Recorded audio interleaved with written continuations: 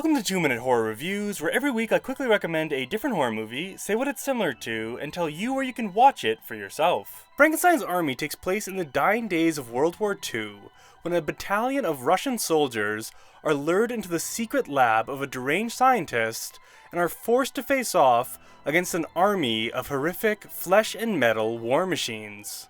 As a big fan of the found footage genre, I'm constantly reading lists, reading forums, and trying to find movies I haven't seen yet. And unfortunately, too often on these lists of underrated found footage films, I see stuff like As Above, So Below, or The Visit. Extremely popular movies that made millions at the box office and are pretty well known by most horror fans. That's why I wanted to talk about today's movie, a movie that is genuinely underrated and that I rarely see mentioned anywhere. And I don't know why that is. Frankenstein's army is awesome, and I think it deserves way more love. Premise-wise, Frankenstein's army shares a lot of DNA with stuff like Overlord and Wolfenstein, taking the real-life event of World War II and injecting some fictitious supernatural elements, expanding upon the all-too-real human experiments that were conducted, and hypothesizing what it'd be like if German doctors created monstrous half-man, half-metal super soldiers. Without a doubt, the best thing Frankenstein's army has going for it are its practical effects.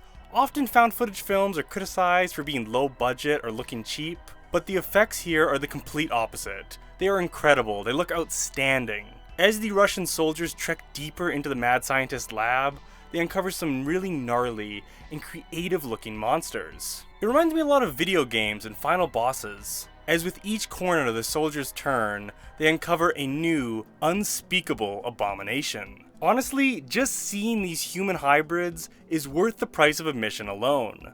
Overall, if you like fictionalized World War II stories like Overlord or Iron Sky, check out Frankenstein's Army on Tubi.